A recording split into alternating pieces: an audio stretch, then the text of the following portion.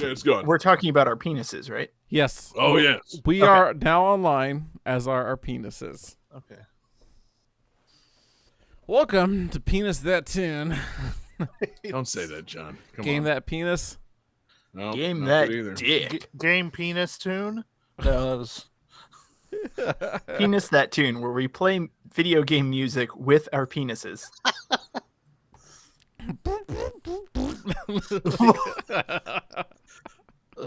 Oh shit! I remembered I had a question for you, Johnny, but it's too late. Never mind. Yeah. Can we just do a reset? All right, hold I on. feel like we're off to a terrible start, guys. I'm going to switch the intro mean, back. our- Hold on. Yeah. Our start could have been worse. Okay, here we go. Yeah, see, that's the thing. Like,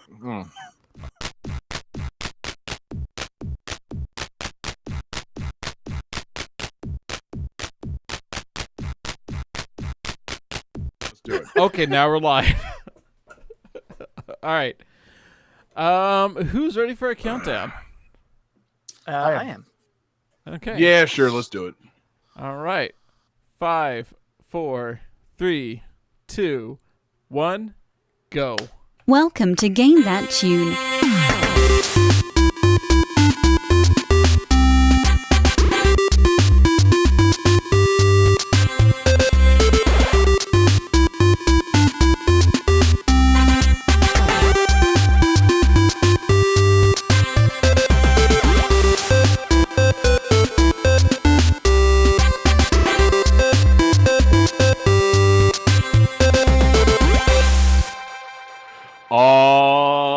Yeah, what is going on, everybody? It's Game That Tune, and we are back in the house once again, everybody. It's your boy, John Harrington here. We got John Regan with us. Say hey. Hey. We got David Fleming. Say hey. Hey. And we've got the Game That Tune champion, Jesse Moore. Say hey. Hey. Hell yeah, fellas. Welcome back. Game That Tune in the house for episode 247. Episode 247. 24/7, guys. I think technically there's enough Game That Tune content out there now to listen to the podcast 24 hours a day for 7 days. I'll have Johnny check on that. If you're just joining us, though, this is Game That Tune, the video game music guessing game podcast where we listen to music, try and guess each other's games based on the songs with a little bit of trivia. We goof off. We have a lot of fun. The winner at the end of the night picks a theme for the next episode and plays some bonus tunes. And our winner last week was me. And I finally mercifully came up with a theme for this week's episode, and it had very little to do with last week's episode or anything. Really, it's just it's a good, solid theme, a nice, deep well to pull from. We're going to the arcade, people.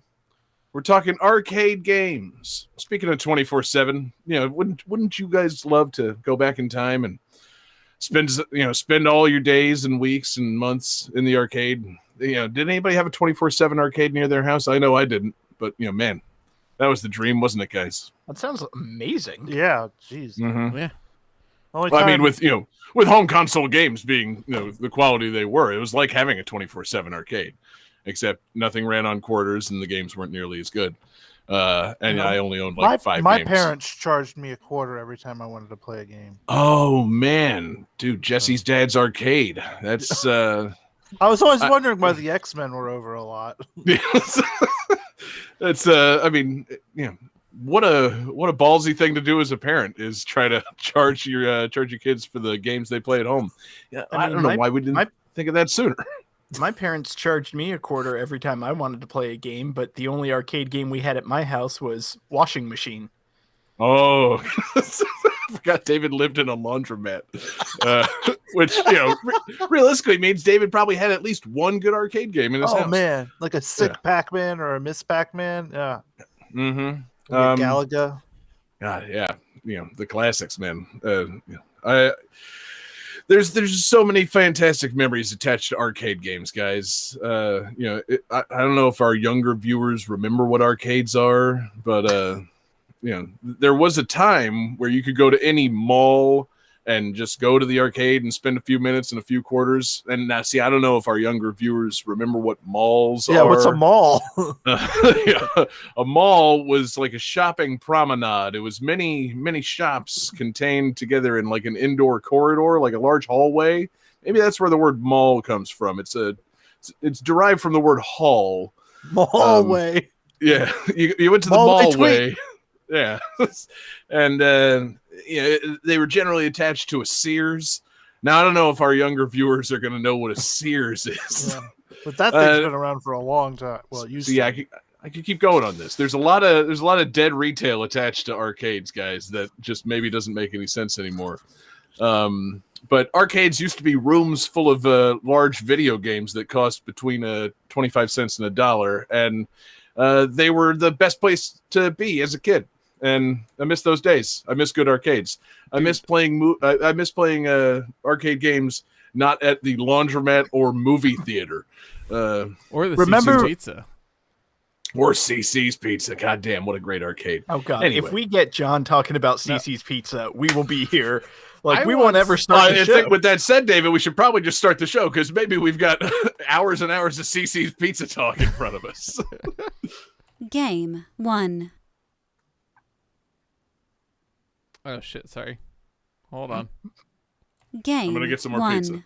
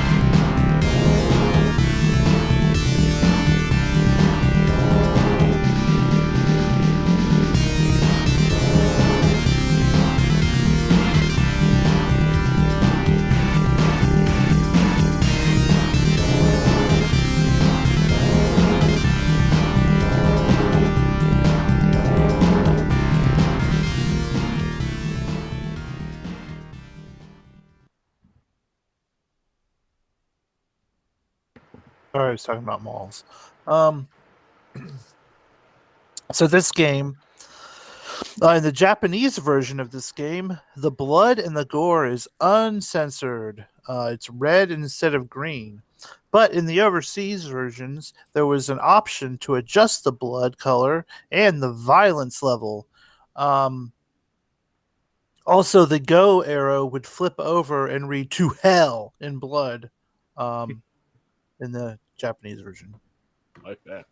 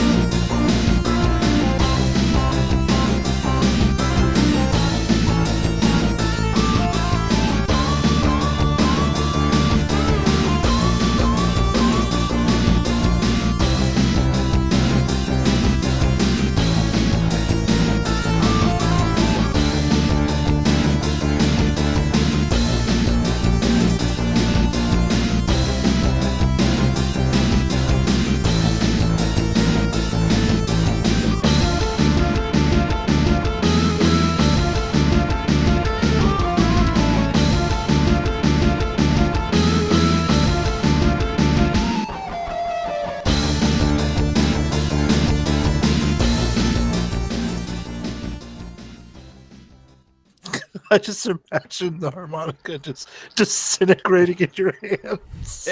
Dude, as we're discussing bad ticket redemption prizes in the chat, yes, the last time I redeemed some fucking arcade tickets, I got a harmonica. I blew into it once, and like it just didn't make noise after that. It fucking sucked.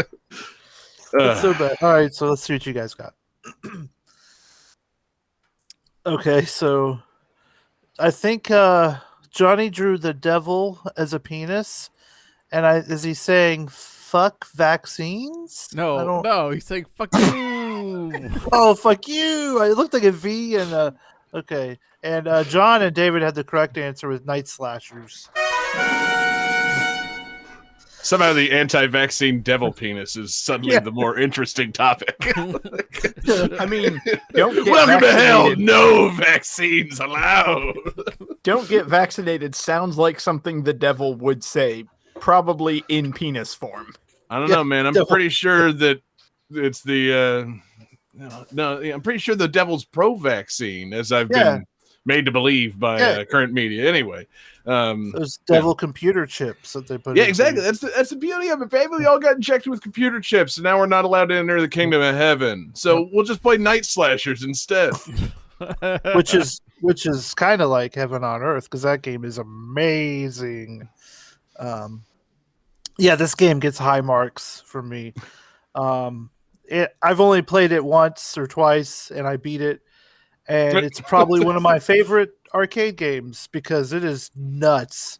So it's a side-scrolling beat 'em up by Data East, and Okay, so it's not very good.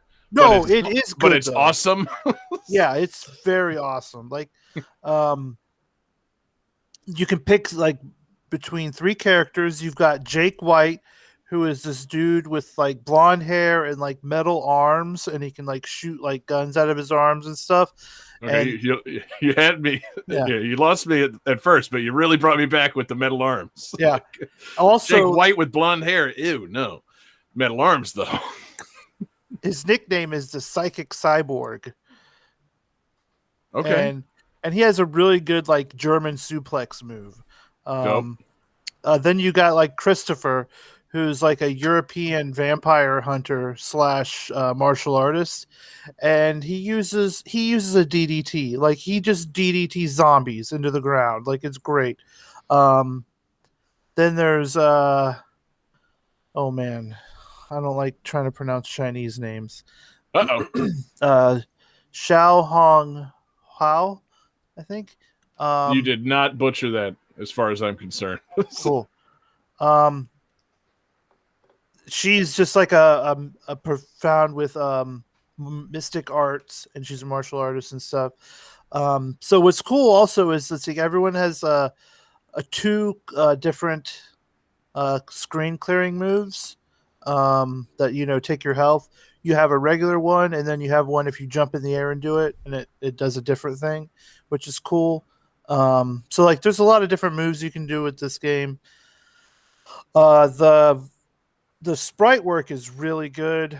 The like animations are very, very gory. Like heads explode. Like it's like Fist of the North Star type. I'm looking at it now, man. This looks fucking rad, man. Yeah. Their bodies piling up.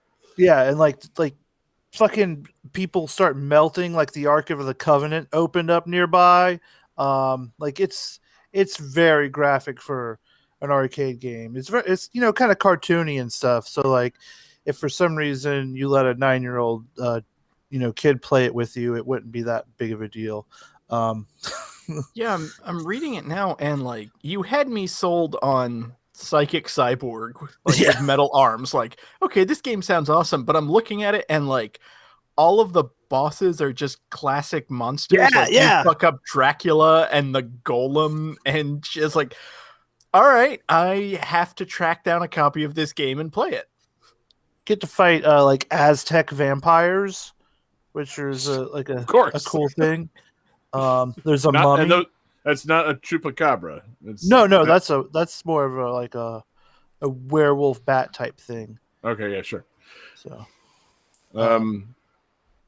dude, yeah, this looks cool. This game sounds fucking amazing. Yeah, look at the characters now. It's like you're like playing as the guy from Streets of Rage, but with Jack's arms, or you're playing as a Belmont and fighting fucking like hideous monsters and there's blood everywhere. Like, this looks so fucking cool, dude.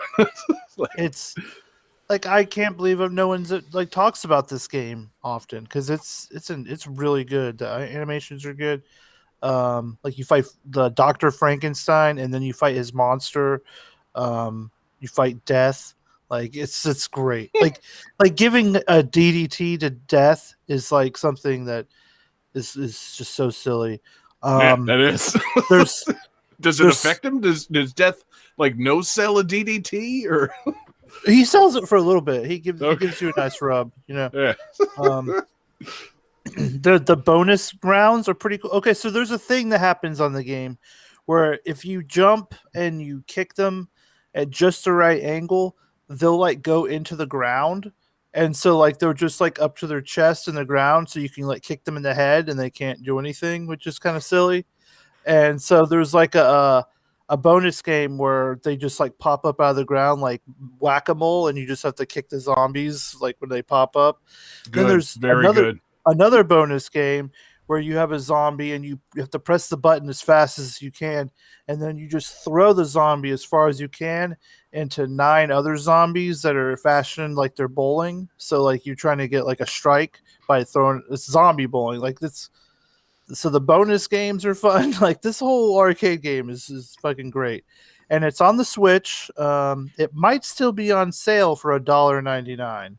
Oh, okay. Holy shit. I am going to download this like immediately. I'm not sure if it's still on sale, but if it's not on sale, it's $7.99, but $1.99 is great. I mean, even for $7.99, I'm going to download this game immediately. What is going on with like Switch and arcade games, man? Like, I'm confused as to why there are so many like arcade games listed in the Switch eShop, and they seem to be like licensed by weird companies. Like Johnny Turbo. Yeah, this is part of Johnny Turbo's Arcade, which this guy, I guess it looks like somehow this person, whoever this Johnny Turbo is, licenses all Data East arcade games for Switch to the tune of $8 a piece. I guess so. And then like I was looking at it because I was doing research for my own games, and I was thinking about like a Neo Geo game, and all the Neo Geo arcade games are on there, but they're all published by a company called Hamster. Oh. And but like then that Hamster company also publishes like Arcade Archive, like old like Nintendo games. Like they're the ones that did like versus Mario Bros for Switch. I'm like, wait, who the fuck are these people? I think they brought the original Donkey Kong arcade to Switch. Yeah, who the fuck are these people? I want to say it's a company that's like into preservation of games, Good. so that's why like they do the conversions for the arcade cabinets onto modern hardware. I guess that warrants paying them $8 a pop. I mean, obviously they're not expecting anybody to buy all these games, but like, man, yeah, like you want to talk about a subscription service I would pay for? Johnny Turbo's Arcade. Yeah. Fucking, I would pay for that. Hamster's, Arcade Neo Geo Classics collection. I would pay for that. I would pay equal to or greater than the amount that I pay for Nintendo's online service, in which you get random insane NES and SNES games. Like whatever insane shit Nintendo's throwing at us, keep it. Let me play these fucking arcade games for a subscription fee. I'd pay that. I'd pay the hell out of that. But I don't know. I those arcade games, they pique my interest. As I was browsing them today, I'm like, who the fuck bought all the Neo Geo games? Like, Hamster, Johnny Turbo. Guys, Please. What would you say if I told you that I was Johnny Turbo? Who's Hamster? Podcast. Hamster What would I is tell you? David. I was going to say, what would you say if I told you I am Hamster? That really adds up. Surprise, everybody. That's what we've been using your Patreon money for. We've been doing arcade preservation on the Switch. Purchasing the licensing right for Data East arcade games. God, and it's been worth it. And, we've been playing the long game. Jesse didn't know. He bought this game anyway. $2 in our pockets for a net profit of +2 minus all the previous licensing fees. No, I mean, I love the Switch like arcade games. Just I love how many are available. I need a guide as to which ones of them are like super worth it, because it's like, okay, 1,000 Data East beat 'em ups, like they all look rad to me because none of these were at my arcade. So Jesse, you'd saying Night Slashers is like top of the heap? I mean, it's the only one of those I've played, but Top of the heap. definitely. But playing it was an absolute joy. Like every like other minute, I was like mouth agape, like, "Oh my god, this just happened!" Like, it's really fun and silly and graphic. Looks good. Yeah, I was also looking at. I almost brought it up, but it's not official. But apparently, there's a fan version of this called Night Slashers X. Yeah, that somebody made, and you could play as Ash from Evil Dead. And I'm like, okay, now hold on, Ooh. Dude. yeah, like, talk about perfect fucking games. Here's this like horror beat 'em up where you can play as a Chinese kung fu woman or a Belmont who's a martial artist or a psychic cyborgs. Like this game can't get better. We've added Ash. Fuck. Yeah, You made perfect it better. 10. Revive the series. Yeah, it's back, Not baby. perfect. That's not a perfect 10. That becomes an 11 out of 10. Oh man, yeah. It's on the We Rate Dogs scale. It's a fucking 14 out of 10. Anyway, Jesse, excellent pick. Cool tunes. Sick ass, gross ass beat 'em up. I love it. Anything else on these Night Slashers? Did you say you played this with your daughter? I did. Okay. How'd that go? Well, eventually she decided to tell me that it was a terrible game because it was in 2D. And in your fucking face, old man. and then she She hopped on her bike and sped off. she farted a few times, and then she started harassing whoever was watching at the time. I think it was Tasty, and then she left the controller and left. It was All right, she's a lot got a going on. good future in streaming ahead of her. I can Yeah. tell. Fuck yeah. Game 2.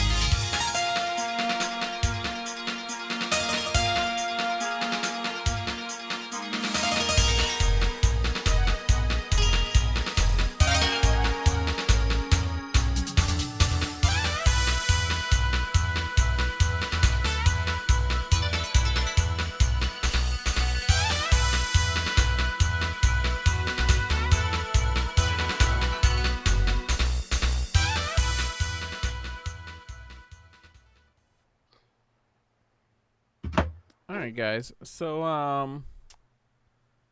sorry, let me put my trivia here. So, despite their cute appearances, this game's characters are not really children. The term kids refers to the chibi art style, and as such, some of the fighters and NPCs retain their adult characteristics, such as facial hair, muscles, and breasts. But the opening movie reveals a children's playground in a building that appears to be an elementary school or a standalone kindergarten.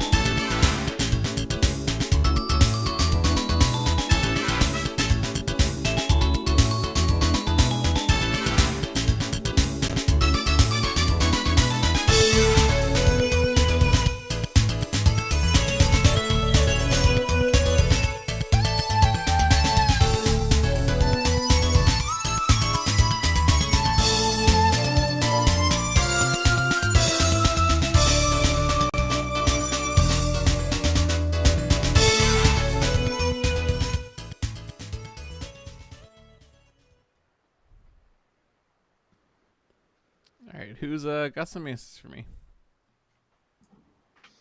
Feeling pretty confident here.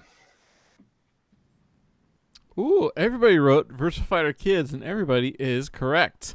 Oh shit! God damn it! God darn it! Welcome to Game That Tune. God darn it! God darn it!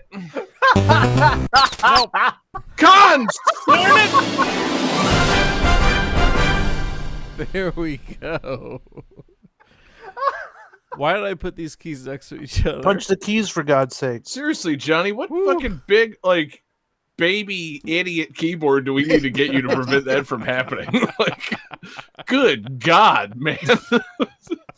The clown face means we got it all right. The ice cream cone means we got it all wrong, John. Oh, fuck.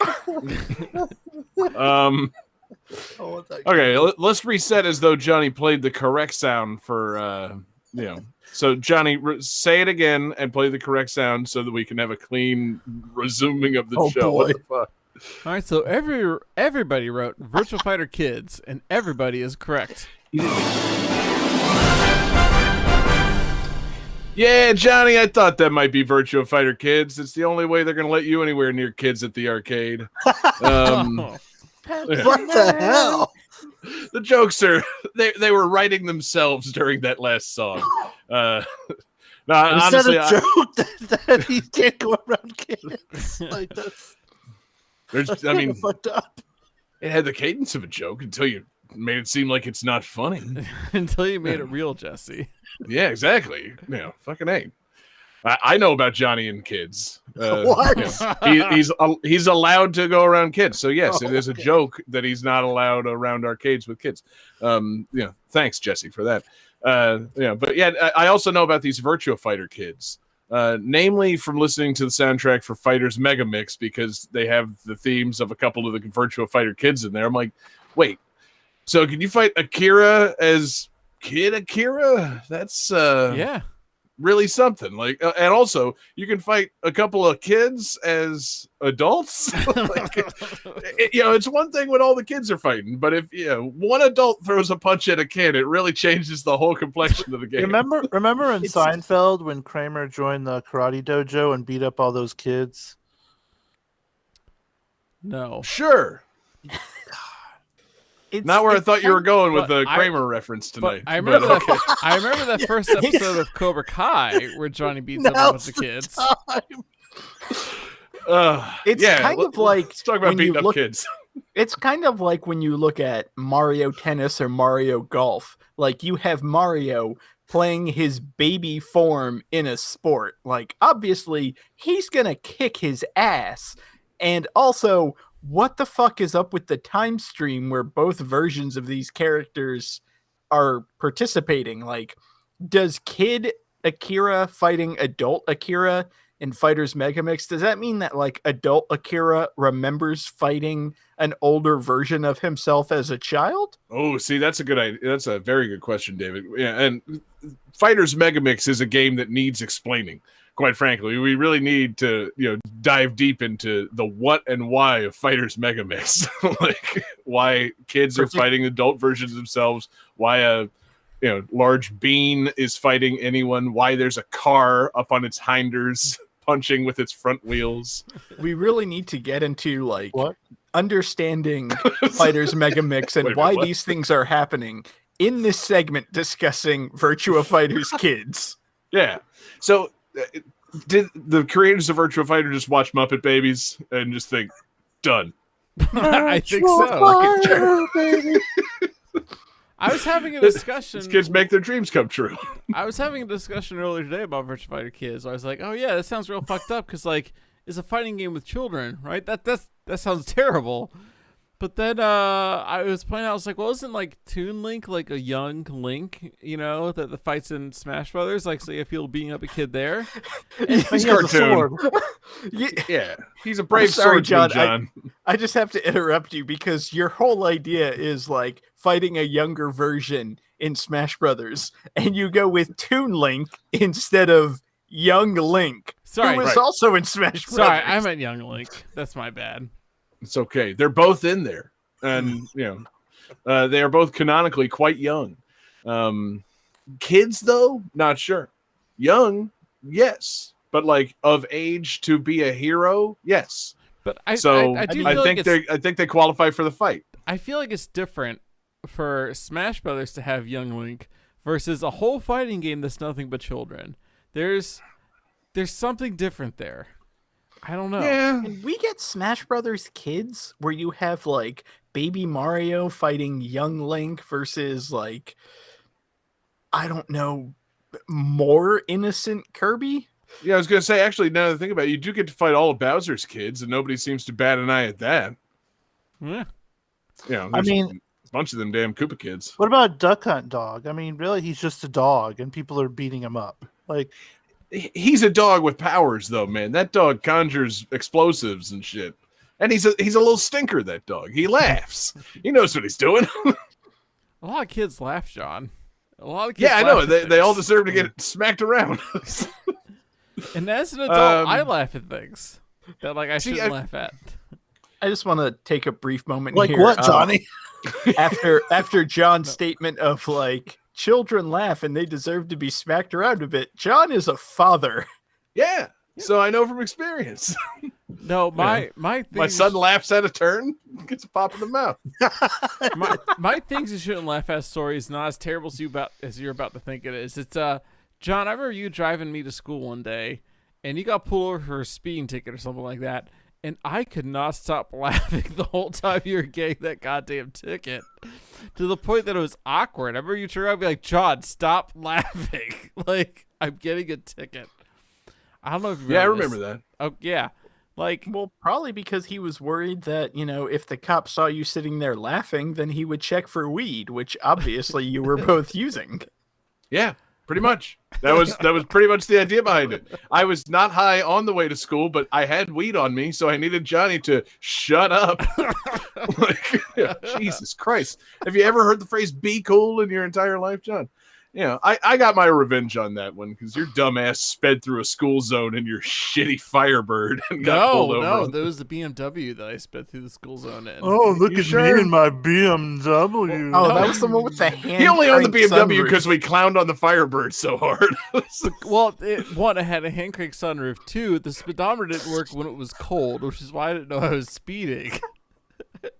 If it was, and Florida's not that cold, guys. You managed to speed the one day it got cold in northern Florida. Mm-hmm. As I recall it, you just didn't recognize that you were in a school zone and got pulled over, and I laughed. But anyway, point is, I feel like chibi fighting games are perfectly fine as long as you don't declare them kids. Puzzle Fighter is fine. They aren't Street Fighter kids. They're just chibi characters. So if you call them kids and they're beating each other up, you got a weird thing going on. But it should be pretty clear that these Virtua Fighter kids are being a little cheeky. I mean, they do still have their facial hair and all that stuff. But I don't know, man. Yes, they still have their breasts. Very important that Johnny noted that they retain their breasts. I feel like if these are actual children, they need to be tested because no child has muscles that large. Like, that's true. These kids are juicing. Mm-hmm. And they've all got that big fucking steroid head. That's what it is. Like, all these kids look like Barry fucking Bonds. Now, it's what ridiculous. What if it's a situation where, like, in Mexico, in like Lucha Libre, they often have, like, you've got your main Lucha Libre guy, and oftentimes they'll have like what they call a micro version, which is usually a little person who's dressed just like that person, and that's like the mascot, certain of. Sounds fine to me. So maybe the Virtua Fighter kids are just like the micro versions of those characters. Maybe they should have gone with Virtua Fighter Micro, and just been a bunch of lucha inspired Virtua Fighter kids instead of children fighting. I don't know. I don't want to go on a tangent, but does that mean that at some point there was an El Santito? There might have been. That sounds amazing. There might have been. Not every luchador had one, but there's a lot of that do. I like it. That's probably a better path than just calling them Virtua Fighter kids. Though, I mean, it's pretty clear you're not supposed to be taking this very seriously, man. Like, whoa, really? Kids are fighting.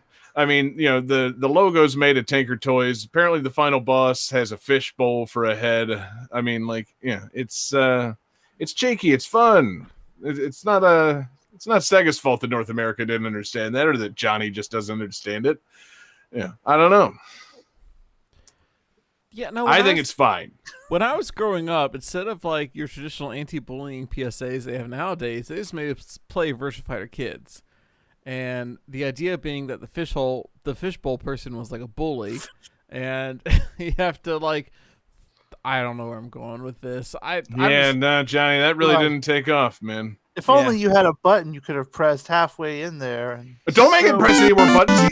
No, not that one. I meant that's a reward sound, John. I feel like somehow we've managed to tie everything together because Don't worry, John. I'll pull this off. No, don't say it, David. Don't. The final boss has a fishbowl for a head, kind of like Mysterio from Marvel Comics, aka Rey Mysterio, the Mexican wrestler, who would have a small version of himself as a mascot, similar to the Virtua Fighter kids. And we've come full circle.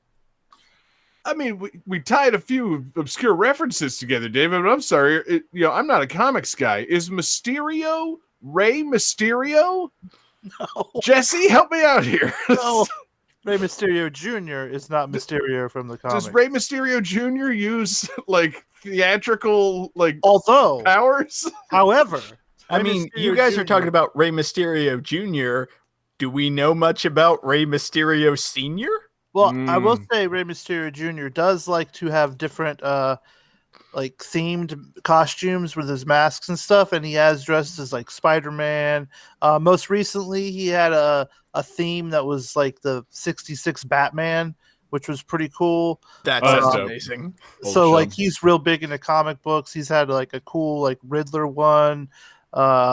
Joker, every superhero pretty much. He's got some really cool costumes. So Rey Mysterio Jr. is great. Sweet, man.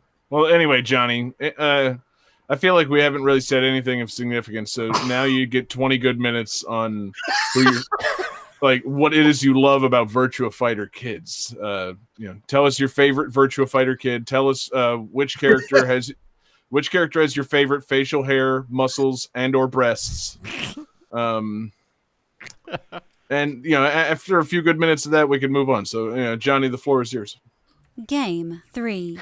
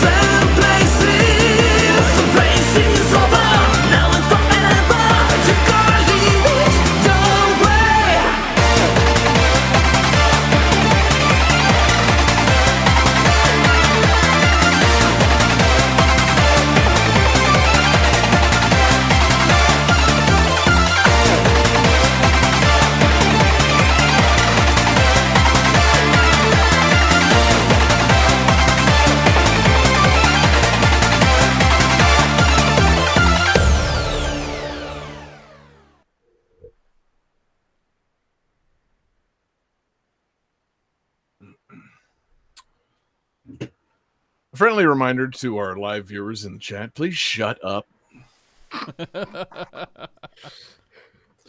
Using an optional magnetic card system, players can save their progress for future sessions and continue their progress with their cards on another cabinet of the same game version.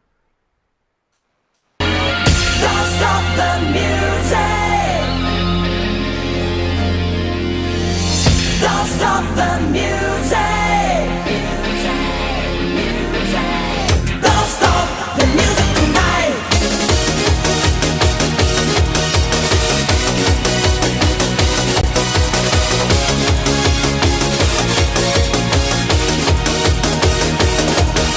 Let's get to the rhythm. Let's get to the power. Keep on moving. Start the motion. Jumping with emotion. Crazy locomotion. Move and dance and take my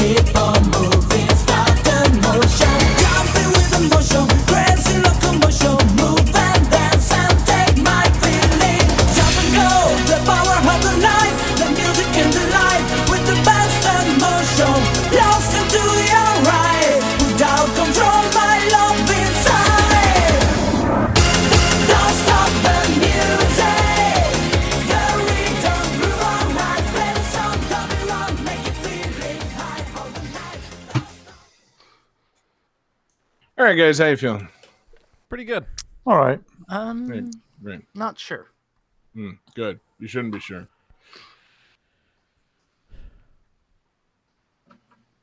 Let's see. David says initial D arcade stage. Jesse says initial D for this dick. And Johnny says initial D DR. I would say that's a hat trick.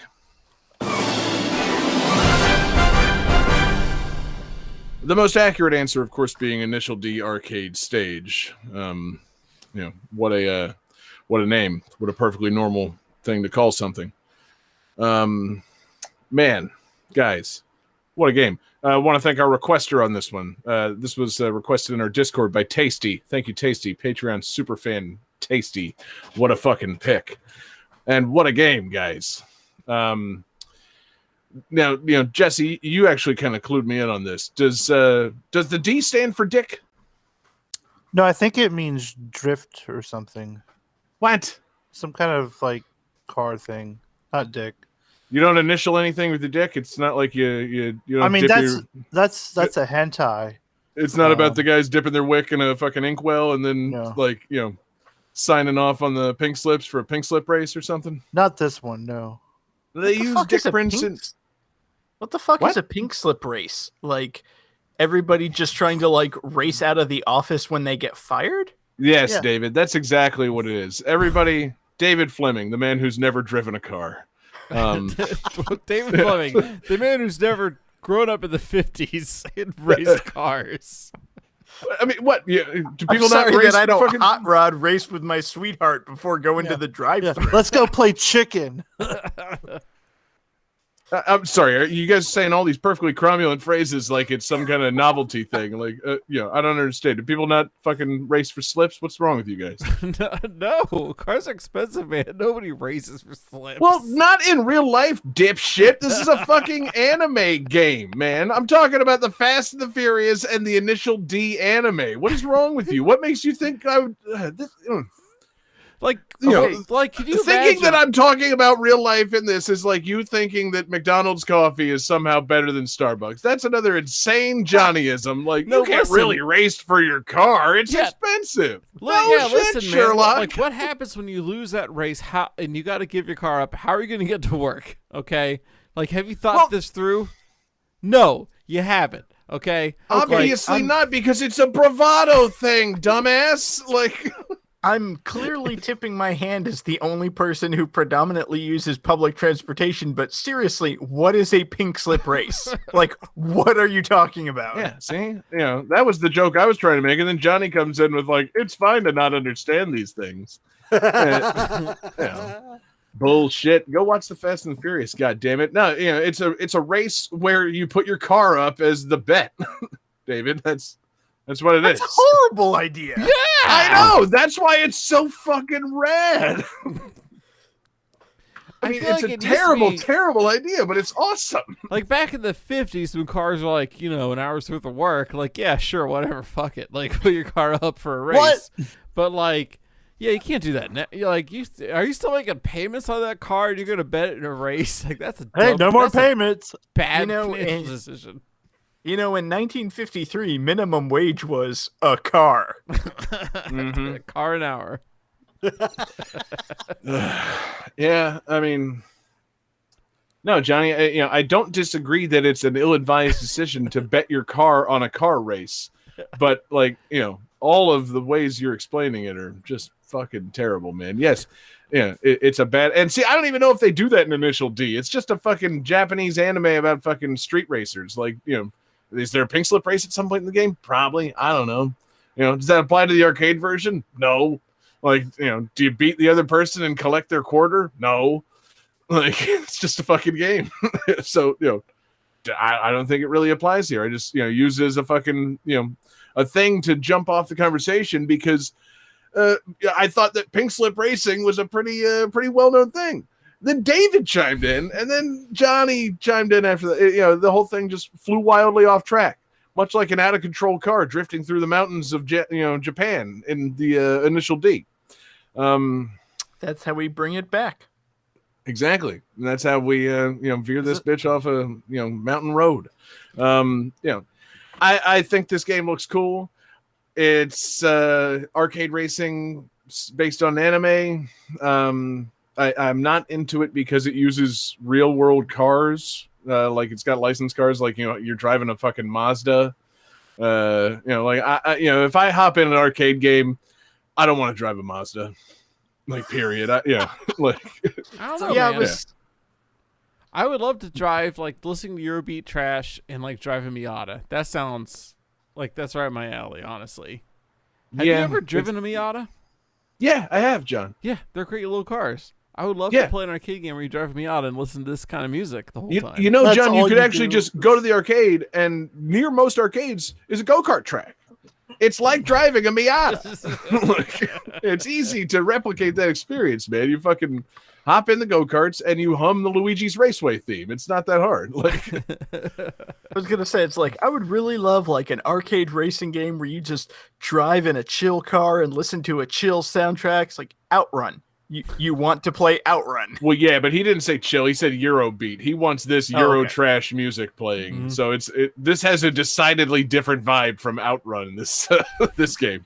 But I yeah, will say, like, I'm looking up the manga that this game is based on, and I'm like seeing the guy standing in front of his car, like on the cover of the first volume, and like I admit, I don't know a lot about cars, but that does not look like a cool street racing car. Like that looks like the kind of car that my aunt would have. see, I exactly. mean, when you're a kid starting out, like you got to start with something. It's probably his like first car.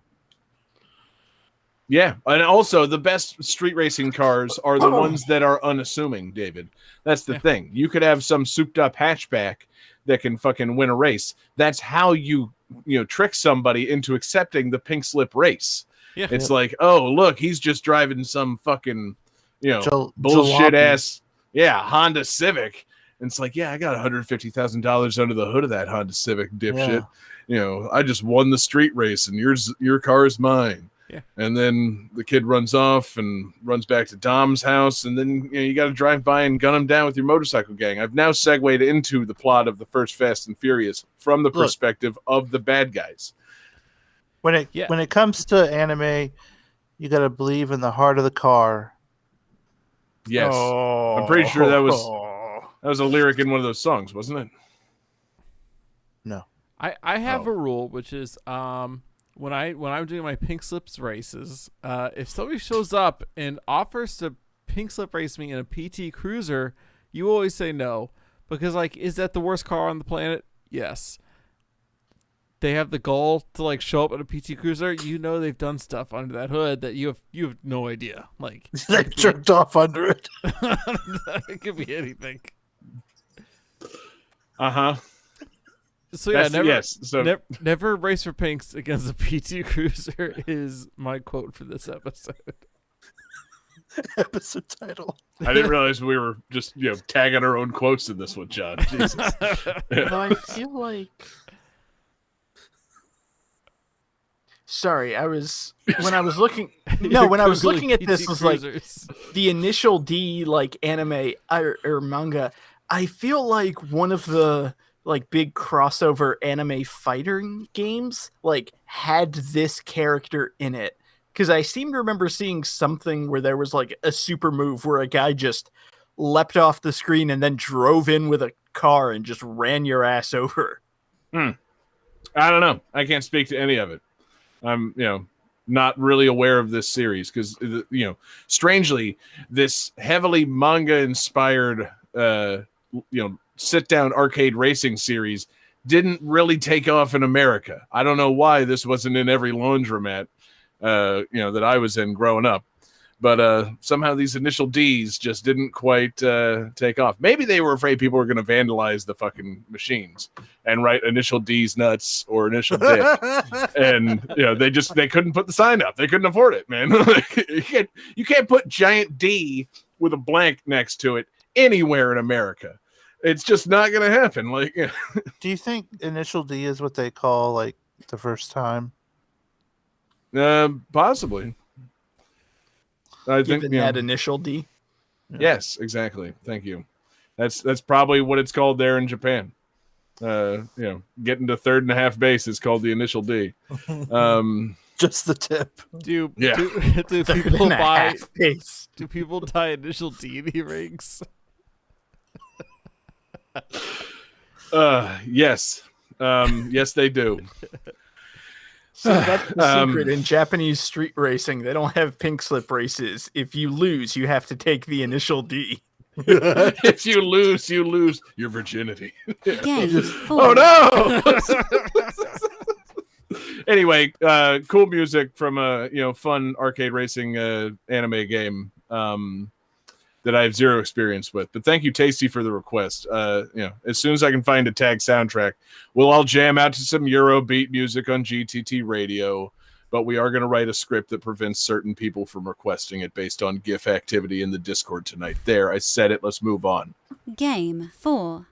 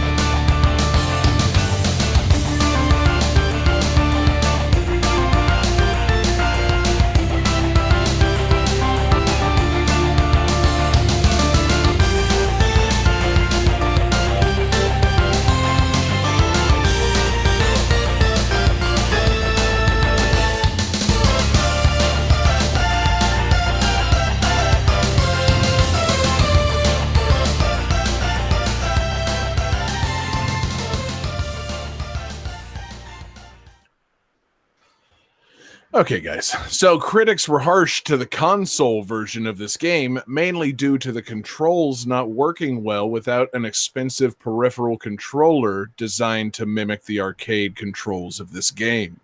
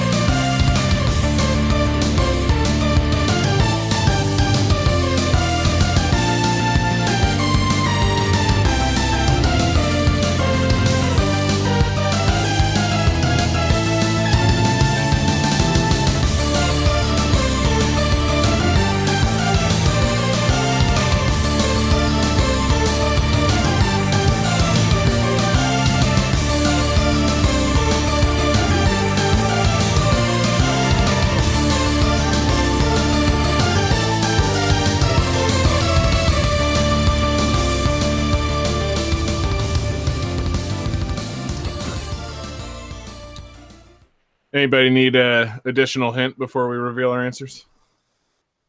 Nah. Good. Taking a guess, but I feel good.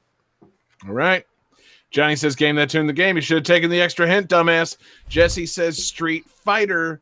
Sadly incorrect. And David has the correct answer. This is Virtual On, Cyber Troopers. Hell yeah, David. Great job. Thanks. I worked really hard on that guess. Now, what I want you to do is, you, the audience at home, and everybody here right now, Google the artwork for this game, the box art perhaps for the Sega Saturn version of this, and tell me, is this game called Virtual On Cyber Troopers, or is it Cyber Troopers Virtual On? Because apparently the jury's kind of out on this one. I myself think it's Virtual On Cyber Troopers, but it's very poorly designed logo art. Yeah, it could go either way. Yeah. The way that it's structured, it almost looks like Virtual Cyber Troopers On. That's See, true. exactly. That's right, David. So maybe we should update the on-screen display to say that. But yeah, it's I'm still calling it Virtual On because that's the easiest, shortest way to say it. But yeah, this game is pretty fucking rad, guys. David, did you ever play this? I feel like maybe just because I'm looking at this game and I kind of feel like we might have played this together because I think, if I'm not mistaken, looking at it, I think this is the game or one of the games that was at Anastasia Bowling Lanes. No, that's not the memory I have of it, David. Okay, because I'm looking at it and I definitely remember some incredibly insanely in-depth game at that bowling alley in St. Augustine where you were mech fighting in a 3D arena, and it looks like this. Well, that describes this this game. That game. But that, okay, I don't believe the Anastasia Bowling Lanes did have a Virtual On, but that would have been pretty fucking cool. I have memory of playing this, and that's the thing. So this was one of those games that seemed like it was in that weird period in the mid to late 90s where it's oh damn, that game's rad as hell. That's probably some crazy arcade game you can't play anywhere. And as such, My memory of playing it was at Universal Studios. Oh. David, I feel like we might have been on the same trip here where we were at Universal Studios and we were playing some Virtual On. Because I have a distinct memory of playing this one player. And then my attempt to play a two player got all weird. Because I think the cabinet was slightly broken, which was awesome. Yes, Okay. I do remember that. Oh God, Fill them in, David. Let's hear those hazy memories of Virtual On at Universal Studios. So you just finished watching the Ghostbusters show, and you went to the arcade. No, so I'm the one with the more clear memories of it. This was in one of the arcades in Universal Studios, and like we were all hanging out and playing this game, and like it was rad as hell. It's a 3D fighting game. You're using twin joysticks to control Gundams, basically. And you're running around, you're shooting each other with missiles and slashing each other up and shit. And it's a two-player thing, so like the other player can be next to you and you guys are fighting each other. It's like fucking fighting game, but you're playing as 3D robots. It's rad.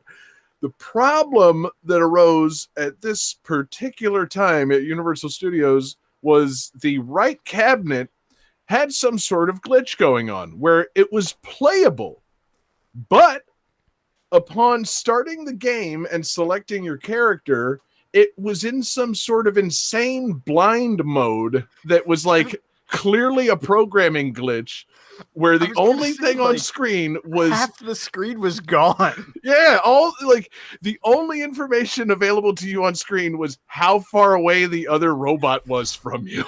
So it was like some terrifying blind robot fighting scenario where you're just like flying blind and it's like oh my god, it's counting down from 1,900. Oh my god, it's coming, and then you just had to start fucking slashing with those sticks blindly. So like one of us had a really good time and the other one was fucked. It was awesome.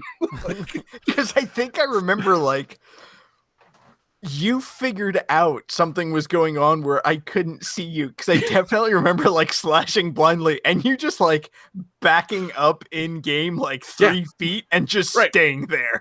And like figuring out like, oh yeah, just pull back on those sticks and does like a backdash and then I attack. Like it was so fucking weird and obviously not how the game was meant to be played. Because I remember sitting there looking at that counter, I was like, it keeps going up and down. Like, what the fuck is happening? It was beautiful, man. It was a thing of beauty. And then I remember like a parade started going by, like the fucking Blues Brothers ran by and you just left. And it was like, well, I guess that's the end of Virtual On. Like, I guess I'm just going to slash up David's robot and, fucking go. But yeah, so that's my weird memory of playing this game. Fucking, once, obviously, like I didn't retain the name. Like tonight for the show, I googled like 3D robot twin stick arcade fighting game. And it's like, oh, you mean Virtual On? I'm like, yes, thank you. That's what I did mean. So yeah, thank you, Google. Yeah. So yeah, Virtual On Cyber Troopers, or as the sequel, I guess, was called on Dreamcast. And maybe even in arcades, Virtual On Oratorio Tangram. Yeah, I don't know what was wrong with these people. Like, yeah, those words don't make any sense. I know what all those words mean, but that sentence doesn't make sense. You do? I know what what is oratorio? Yeah, what's oratorio? What's oratorio? Please elaborate.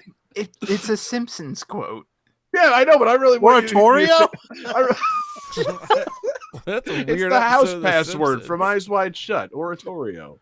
Was oratorio from after season 10 of The Simpsons? Because Yeah. that's a real blind spot for me. It's a large-scale musical work for the orchestra and voices, typically a narrative on a religious theme.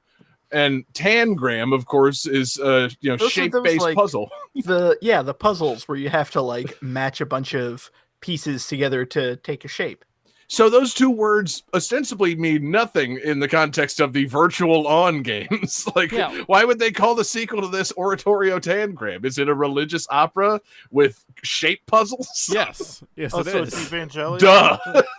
It's a religious opera with shape puzzles that takes the form of giant robots beating the fuck out of each other.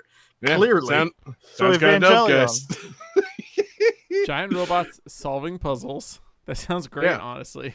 Yeah, exactly. Oh It's my like the God. real world road rules challenge, but with giant robots and religious operas. Getting people out of jams. Oh my Okay. god. The challenge with mech new- suits. New Patreon goal. We develop a new Game That Tune video game where it is a 3D mech fighting game, but Oratorio actually you Tender. just choose your mech, sit down at a table to play chess while a religious chorus provides the background music. It's like Sounds good. Professor Layton, but mechs. Yes. Exactly. And the mechs Fuck have yeah. a big top hat. hmm And the only thing Professor Layton can see is how far away everything is from him. It's it's a bizarre game. God, I was so pissed. Dude, I mean, seriously, I need to know, like, I need to look up some like cutting room floor info or something and see if that's a common thing, because that was one of the craziest fucking like arcade situations I'd ever seen. I'm like, this can't be some weird asymmetrical thing where I'm just allowed to thrash on a blind man.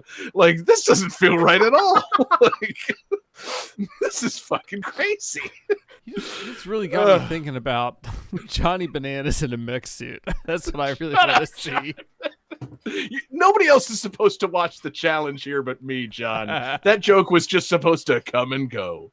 Yeah, the next challenge should be Oratorio Tangram. It should be, CT in a very large robot suit because he's gotten fat. And yeah, oh man, I'd watch that. But yeah, this game, it's like apparently it's not like excellent for home release. Like I guess they criticized the Sega Saturn version of it because you had to buy a twin stick setup for your Saturn, which also sounds so Sega. Like, here's this sick ass robot fighting game, and we did a really good arcade port of it for your Sega Saturn. Cool. Yeah, you really want to buy this silly ass double arcade stick setup for your Sega Saturn if you want to enjoy it properly. Like, oh, I don't want that though. Like, I already own a Sega Saturn. I don't want anything else like affiliated with it. That's a terrible idea. And yeah, it's as it turns out, it was. But also, I don't know, Johnny, are you aware of the twin sticks for Dreamcast that they did for Oratorio Tangram, like the other Dreamcast peripheral? I am. I'm actually very familiar with all Dreamcast peripherals, and there's a lot of them, and they're all pretty stupid, and and I want Yep. all of them. Yeah, I mean, I kind of love the fucking like control ideas in this game, like twin sticks and using them to move and aim and jump and stuff like that.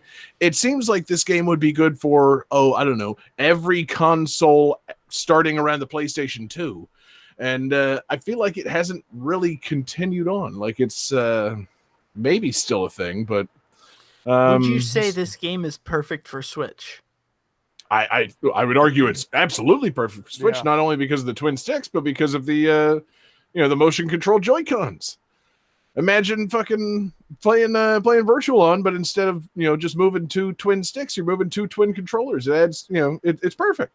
I mean, It's, John, you had me sold that imagine playing Virtual On, but you can see. You see, bingo, baby. Virtual On plus eyesight. It's a winning combination.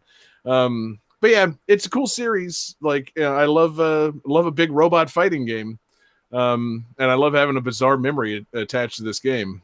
But yeah, I would like to see more of it. I feel like Sega's been doing those polls recently. Like, hey guys, we just remembered that we own like the rights to a bunch of good things. Do you think we should make new games? And I don't think Virtual On was mentioned once. I feel like Sega even has forgotten like that they have this. So somebody needs to remind them. I think we're overdue for a new Virtual On with Johnny, go ahead and generate two random words to be the title of the next Virtual On. Something in the same vein as Oratorio Tangram. Oh, okay. Let's see. I'll go with Any two words ever. Okay. Golf deodorant. Bingo. Doesn't really Game sound all that great, 5. but I might play it.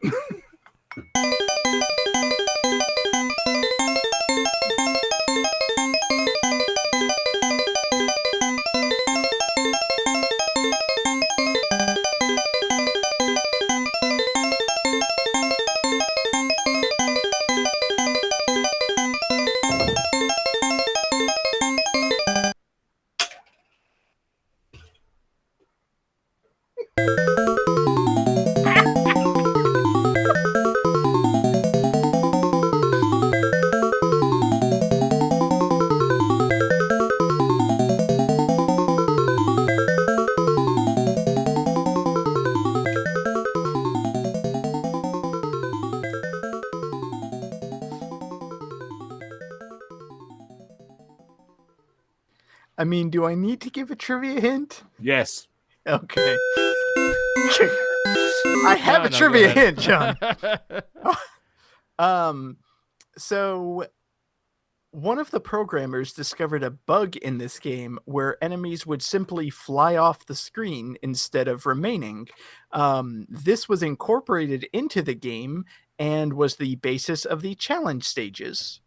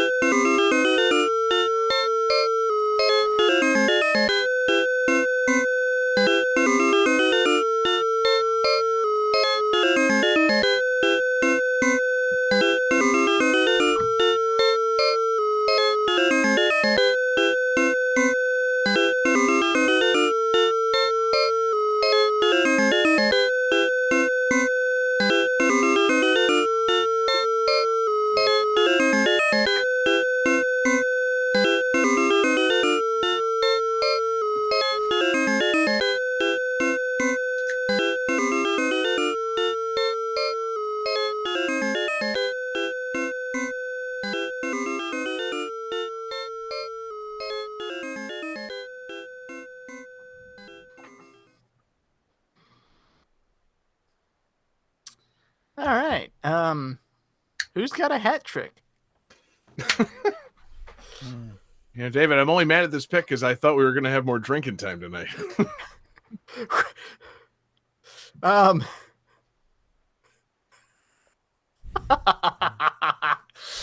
Johnny has the correct answer of Galaga. Jesse sadly says balloon fight, and John Harrington says Galaga.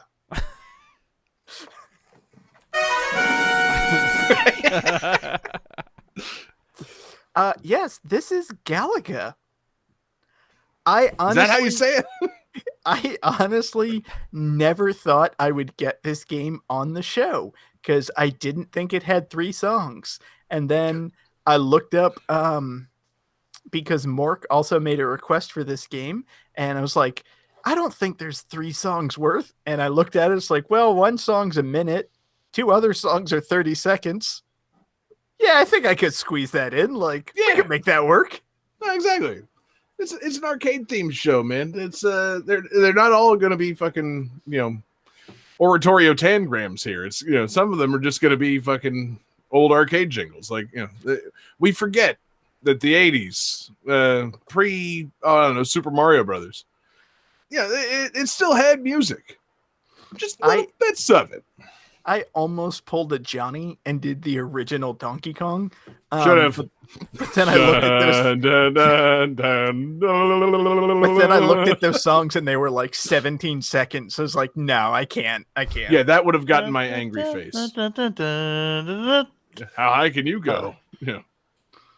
But the other reason that I wanted to put Galaga on is because this is For GTT radio. Well, yeah, clearly. This is one of my favorite arcade games, and honestly, one of my favorite video games, period. Like, I legit love Galaga, and anytime there's a Galaga machine at some pizza place or movie theater, wherever, it's like, I have to go in and drop a quarter in. And usually when I drop a quarter in, I can... usually when I drop a quarter in, I can get a good, 40 minutes of play out of this, because I've been playing this game for a long time. Yeah, no, that's the good thing about these classic arcade games. Like, I kind of forgot until I played Pac-Man 99, like how good I am at Pac-Man. It's like, yeah, you can get your quarters worth out of these old arcade games if you played them enough. And that's the thing. Like, a lot of people will talk about Final Fight and all those arcade games and the final bosses in Mortal Kombat or whatever. It's like, oh, they're just quarter munchers. They're so hard. You have to do all this pattern memorization. It's like, yeah, but once you memorize those patterns, you can play one game for a good long time on just a single quarter. Right. I'm pretty sure I can get to stage 10 in Galaga and 100% the first 3 challenge rooms, just based on memory. My man, fucking, it's humble brag night here on Game That Tune. I didn't realize, man, but I'm into it. Yeah, David, you're allowed to brag, baby. Yeah, it feels good to be good at stuff. I remember, Johnny, it might have been your wedding reception, because I think there was a Galaga machine at your wedding reception. Yeah, we had a multicade, and Galaga was on there. Yeah. Yeah, I remember like popping in there and like playing it, and my wife coming up and looking over my shoulder. She's like, "How do you know all of this? Like, how do you know where to go?" It's like, I've been playing this for so long. It's just part of me, sweetheart. You need to understand this. I don't fully understand it, but it's there. This knowledge is in me. Sweetie, there's some Somehow. rocks you just shouldn't turn over, okay? Like, Yeah. just let My this mom happen. was charging me all those quarters to, play in the arcade as a kid, in our laundromat house. And yeah, I know this game front and back.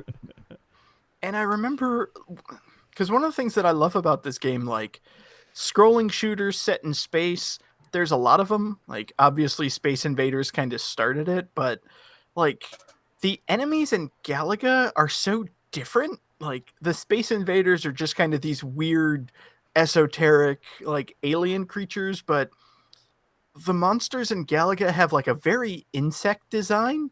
So there's the like firefly beetle thing, there's butterflies, and then there's the boss Galagas. But eventually, when you get to the challenge stages, there's like giant dragonflies and shit. Like, Yeah. they're really unique creatures, and it really kind of jumps into that sci-fi aesthetic, because especially before this, like a lot of arcade games like Space Invaders and shit, it was just very, very simple, rudimentary things. And like, I don't know, the enemies in Galaga really stick out. Well, that's the beauty of more than one color. True. True. Like, there's something about Space Invaders designs that are like quintessentially classic and alien, but there's something more entertaining and interesting about Galaga's designs because they have, again, more than one color at their disposal. So it brings it to life. Yeah. And also If not- you can get if not so much to life, at least it's in living color.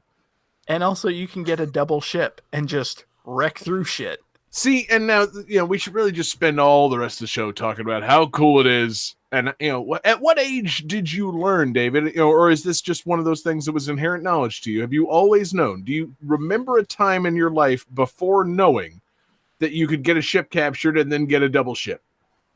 I honestly, it's like the first 1-up mushroom in Super Mario Brothers in World 1-1. Like, I've always known where that is. Like, I've always known.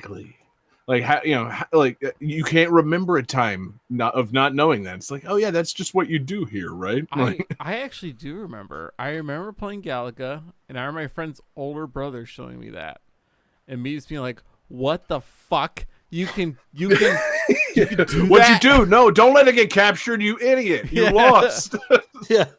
You suck at Galaga. Jam. And then you have that moment of like your ship is captured, like, oh, I'm gonna save it, but you shoot it before they come down. Like, wait, no, now my ship's attacking me. Fuck, that's not what I'm supposed to do at all. Yep. Now, I figure, it's got to be some kind of knowledge that you just attribute, like Johnny had, to someone's older brother or some weird older brother figure that you had at one time in your life that you've forgotten about now. Wasn't it like on one of the graphics of I'm the not- arcade? Not going there, Johnny. I think the arcade cabinet did have instructions that you could do that. Yes, I think it did have some Shit. graphics showing. Pretty you that. sure. No, actually, I take it back. I do remember where I learned that you could capture and recapture the ship, and I think it was the end of the Wizard. Like, I think that's what taught me how to Okay. get the bonus ship in Galaga. I mean, and the wizard is like an older brother figure for all of us. Like, Wait. it's A weird older brother figure. No, that they we don't played. want to talk about. They played Super Mario Brothers 3. Well, yeah, as the final so- game, but then and like through before that, David in learned the Galaga, tricks to Galaga. You know, he gets 50,000 points in Double Dragon. Then he plays Galaga and gets the double ship, and then they play Super Mario Brothers 3. The guy says Yeah. Ninja Gaiden High, and then they play Super Mario Bros. 3. Justin, Classic Super, movie. Super Mario Brothers 3 is famous. If you get all 3 Warp Whistles, you get to play Galaga. Whoa. That would be crazy. You don't remember the end of that scene where it says Ninja Gaiden? Hi, sir, we want to play Galaga. Oh, I'm so sorry. Here's your copy Yeah. of Galaga. In that case, you really want to get a ship captured and then destroy the ship to get back a double ship. Yeah. And Sorry, then I they look at the misunderstood you. screen. Right. Did you get fine, that, yeah. David? Yeah, no, sorry, Jesse. I didn't read the instructions that were printed on every Galaga arcade cabinet. I was playing games like fucking Home Improvement, baby. Real men don't need instructions. Like, There was an arcade Home Improvement. yeah. Oh God, I wish. Could you I would just- think that we had a sound for this, but I guess not. Oh, we got it, everybody. It's the right one, guys. He did it. Oh, it's Could you just cute. imagine like walking into an arcade in like 1992 and you just hear like Hadouken, finish him. Can you imagine walking up to a Galaga machine and not knowing how to play it, and thinking you can look at the instructions on the cabinet, but over that there's been a large sticker placed by one Tim Allen that says "Real men don't need instructions," and therefore you can't fully understand how to play the game without just hopping in and playing it. I mean, honestly. Insulting. It's it was the way I played, baby. Maybe my Galaga machine just didn't come with instructions. I don't know. I mean, there have I'll been so to- many Galaga machines throughout my life. I don't know which one I'm referencing as my Galaga machine. I'll have to go and double check the official lore, but now that I think about it, I do believe you are piloting the USS Binford in in an attempt to explore deep space. Oh, I don't think so, David. Oh God, it's the Borland. Yeah, it's Alaga. There we go. Come on, why has no one made that mod? Alaga. It's sitting right there for that Exactly. Just- niche market. Scratch off the G, flannel the whole cabinet. It writes itself, guys. That's Oh, the tractor beam. It's just the giant flannel beam that comes down. It's impressive they were able to render that flannel with those 1981 graphics. Like, wow, man. Are you a fan of 1980s space shooting arcade games? Are you also a fan of 1990s conservative sitcoms? Have we Yes. got the game for you? Oh, God. When you get a double ship, you just play as Pamela Anderson's breasts. It's awesome. Like, man, what a show. And what a game, Galaga. I'm honestly, David, I'm impressed, man. I'm impressed that we've gotten this much talk out of Galaga. And that we've stayed so on topic. And not, I mean, it's a classic game. Like it truly is. I mean, it it's- bears discussing for hours on end. Maybe not really. We're not the guys to do that. But I mean, I would put it on my arcade Mount Rushmore. it should absolutely. Should we go ahead and make our arcade Oh, Mount Rushmores, boy. David? Can you flesh that out? I feel like it would probably be Pac-Man, Galaga, Heavy Nemco. Street Fighter 2, and then Donkey Kong. Okay, all right. Johnny, you want to do an arcade Mount Rushmore? Okay, Mount Rushmore. Okay, so there's 4 faces on Mount Rushmore, right? That's correct, John. I did just name 4 games on my Mount I Rushmore. just wanted to check. All right, so we got There's going to be 5 soon. No. okay, so we got arcade Donkey Kong. We got the arcade version of the Star Wars Pod Racer. We got arcade Mount Rushmore. This is hard. It's tough. Galaga's going on there, and Pac-Man. Oh, okay. Jesse, you got it? God, let's see. I mean, yeah, Pac-Man, Galaga, Jeez. You guys are... Missile Command, Ooh. and Donkey Kong. Wow. See, I thought we were going to go much more personal on these. Mine would be Miss Pac-Man. Well, I thought with like a Mount Rushmore, you're thinking of like this is like sitting over the entire Yeah, you're country. building a monument for a lot of Yeah. people to enjoy, right? Yeah. Yeah, okay. So Miss Pac-Man, Because great if set you of want to do legs. personal ones, that's No, too totally late, man. You different. guys already Yeah. committed to these. Mine. It's Miss Pac-Man. It's Homer Simpson.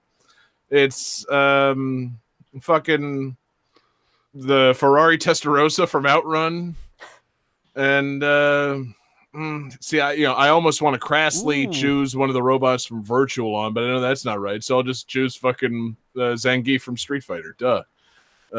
Okay, There- wait. there it is. I'm gonna get rid of Arcade Donkey Kong, and I'm gonna put in Bark from Sonic the Fighters. See, no, we're not doing these crass ass picks. We can make nonsense Mount Rushmores all night, John. But no. We need people's actual arcade Mount Rushmores. Yeah, that's what I said. Fuck this. So the real Um, question is, whose face are you getting rid of, Lincoln or Roosevelt, to put Bark? Exactly. Both. Uh, Two. okay, Barks. fine. All right, everybody gets a Trump to add to the Mount Rushmore. So everybody gets a fifth face on the Mount Rushmore. Personally, who's your fifth Mount Rushmore arcade face? David, go. A Galaga ship. Jesse, Crazy Taxi. Johnny, Kuzo Yoshiro.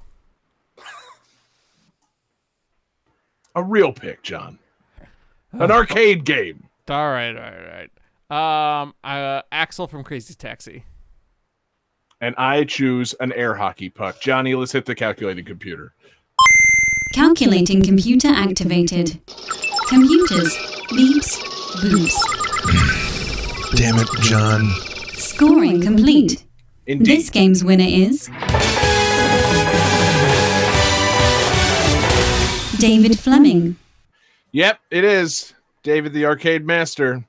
Fucking perfect game, David. Getting all 4 games on just 1 quarter, man. We got a kill screen coming up thanks to David. So does that mean that I can input my initials? Because I'm spelling out ass. Hell yeah. That's what it is. So there's your next Mount Rushmore. Mount Rushmore of name inputs after winning an arcade game. Actually, can we just get rid of Mount Rushmore and instead just carve ass into the mountain? Ass into like a big Cruisin' USA license plate and put it on a big mountain. Oh, beautiful. Yep. Can we put that That's, mountain in Japan?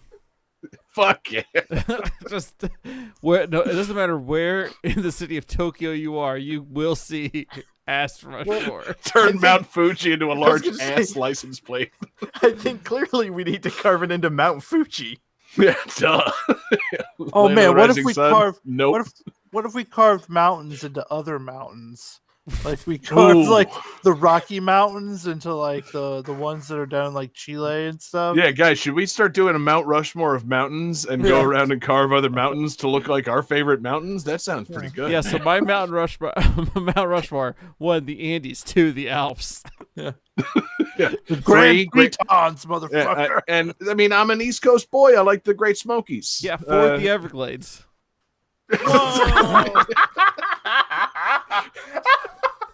You just flatten a mountain and get it wet. Yeah. There's the Everglades. Oh God. I mean, if Anyway. you're really gonna make it the Everglades, you also have to introduce some pythons to fuck up the natural order. Johnny's Everglades Mount Rushmore is just a mountain covered in in invasive snakes. There's It's awesome. a bunch of iguanas. Pythons and some kind of monkey. You know. And you can ride a fan boat on it. It's great. Anyway, David, you've won the show. So stop Johnny from blowing up anybody else's mountains. And tell us a theme for our next episode. Well, I was spending a lot of time reminiscing about Galaga, going out in space, flying in a ship, and I kind of want to do the opposite of that. For next week's episode, I'm thinking games on the ground. Walking, running, driving, just no flying allowed. All right. I like it. Gonna gain some ground next week. Exactly. Ooh. Calling my shot right now. Nobody requests gain ground. It's right there in the title. Nobody requests ground seeds either. Don't do it. Yeah. Nobody requests Terraria. Already done. Yeah. Anybody else with ground based game titles? Don't even bother. I've thought of them all 3 of them. Did they make a Grounded for Life video game? Yes, you can play. It's the Grounded for Life fighting game where you can play as Donald Logue, and the cast of thousands from that wonderful show that John just referenced. The fuck, John? You can play as Donald Logue and others. Yeah, and the rest. Yeah. It's not really a fighting game. It's a 1-player beat 'em up where you're Donald Logue beating up a family. Going back to beating up kids. Yeah. Donald Full Logue circle. famously beats up kids. Oh, the show's almost over. It's really hard not to say it. Take that, Logue. We're coming for your ass on Game That Tune. It's going to make it so awkward when we do that episode where we got Donald Logue as a guest. But anyway, yeah. David, I like that. I like that idea. So wait, can you jump? You can jump. You just can't jump into space. All right, yeah. So, no flying, no. The ground's got to be in the game, right? Like, Yeah, a game where you spend your time on the ground. okay, yeah, cool. It's gonna be good. I like it. Terrestrial games coming up. Great pick, David. Fantastic. And what a fantastic show we've had tonight. Thanks everybody for listening. Thanks to everybody watching live with us. We're live every Wednesday night. We're on Twitch, YouTube, and Facebook. Search for Game That Tune. We super appreciate you guys joining us. Great numbers tonight. We had a lot of great chatter in the chat box. We love you guys joining us live for Game That Tune on Wednesdays. Thanks to everybody listening in podcast form. Our podcasts come out Tuesday mornings. They're anywhere you get your podcasts. Search for Game That Tune. Share it with a friend. Listen, subscribe, all that shit. Just enjoy the show. Thanks to everybody checking out patreon.com/Game That Tune. We've got awesome exclusives there. We've got Game That Tune gems. We've got movie commentaries that we're going to get back on real soon. We owe you guys a couple of movie commentaries coming up. And you help us keep the lights on at the 24/7 live stream over there at Twitch. Twitch.tv/GTT Radio. Really the crown jewel of the Game That Tune empire at the moment. We super appreciate everybody checking out Patreon. Special thanks to the super fans, the absurd fans, as it were, over there at Patreon. Alex Messenger, Lance Revere, Damian Beckles, Bradford Stevens, Daniel Perky, Taylor Y, Sam L, Mork, Tasty, Grimmery, Phoenix Tier 2121, Unsettled Zebra, and The Last Recon. Just a fantastic pile of patrons over there at patreon.com/Game That Tune. Thanks to our requester tonight, Tasty. Tasty made his request in Discord. Head over to our Discord server. Join us there. We love chatting with you guys, hanging out, taking your requests, and just goofing about. Or hit us with your requests, gamethattune@gmail.com. Hit us up on Twitter at gamethattune, or find us individually on Twitter. I am there at jgangsta187. You can find John Regan on Twitter at JP Regan JR. You can find Jesse Moore on Twitter at Sega_legend.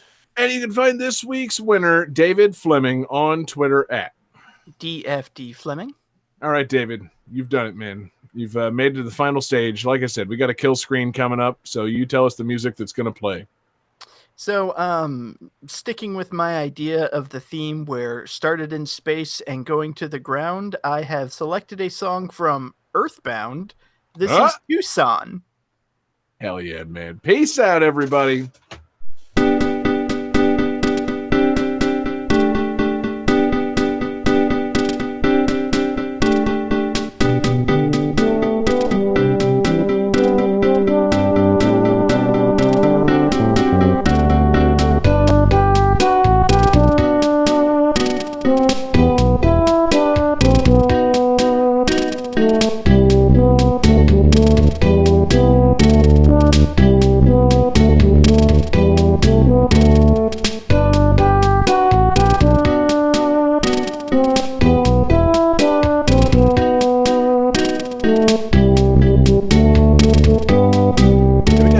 Twitch. Should we do a raid? Sure. Twitch raid. Nobody go anywhere.